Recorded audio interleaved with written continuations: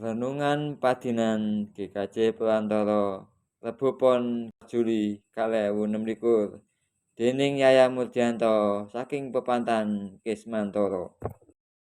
Para sedherek ing panunggilipun Gusti Yesus, ing dinten menika kula badhe medal sabda kapendhet saking Yohanes bab 16 ayat 1 dugi 50a ingkang mekaten. Tetep setya. Kabeh iku dak tuturake marang kowe, supaya kowe aja padha kacuwan lan nampik marang aku. Kowe bakal padha disebratake, malah bakal tumeka ing wektune saben wong kang mateni kowe. Padha rumangsa yen saos pangabekti marang Gusti Allah.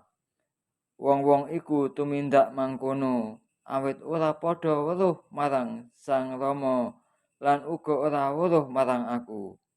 Nanging kabeh iki dak tuturake marang kowe, supaya menawa tekan ing titi mangsane kowe padha eling yen kowe wis padha dak kandhani. Ingkang mekaten sabdanipun Gusti, tetep setya lan pinangka gegulitan dinten menika kula pendhet ayat ingkang sepindah. Kabeh iku dak tuturake marang kowe, supaya kowe aja padha kacuwan lan nampik marang aku. Mekaten sabda pangandikanipun Gusti, inggih rahayu ingkang mirengaken sabda pangandikanipun Gusti saha dipun gatosaken. Haleluya. Amin. Saderengipun kita mirengaken sabda menika saha kita ngegilut menika, kula dherekaken sowan marang Gusti kanthi pandonga.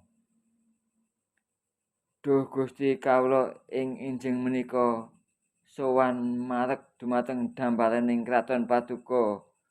Kawula pasrah sumrambah kagem sedaya jejibahan ing dinten-dinten menika. Saha kawula badhe ngegilut sabda pangandika Paduka. Mugi sabda menika dados tuladha kangge gesang kawula. Tuwin kawula badhe tetep setya tuhu gumantung lan unggil kalawan Paduka. Amin. Para sedherek ingkang dipun tresnani Gusti, erang-erangan ing dinten menika kula paring jejer sanadyan diguncang prahara tetep nunggil setya tuhu marang Gusti Yesus. Ing jaman sakmenika kita nglampahi kathah pacoban pasemon ingkang boten saged katolak dening diri pribadi kita. Pacoban menika mbok menawi damel nggegirisi tumrap uriping gesang kagem pasaman tuwin jemaat ingkang tetep setya tuhu dumateng Gusti. Kadang kita selak lan sakjroning manah tansah gadah pitakonan. Duh Gusti, badhe teng pundi tata urip kawula njenengan beta?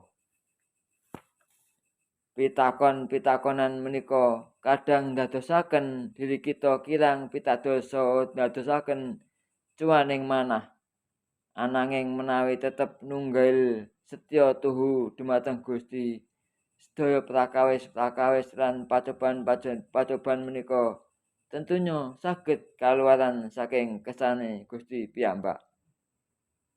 Ananging kita kedah madhep mantep setya tuhu lan pasrah sumrambah marang Gusti kang dadi juru slamet kita. Gusti paring tuladha kangge kita nalika Gusti kaulungake dumateng Yudas Iskariot. Gusti ngurbanaken diri kangge nyelametake urip kita. Gusti tansah paring tuladha kangge gesang kita, kangge kita setya tuhu dumateng Gusti. Mugi Gusti tansah paring berkah kagem sedaya lan pisambak kita dadosa urip kamulyaning kagem pasamuan sedaya. Gusti tansah berkahi. Amin.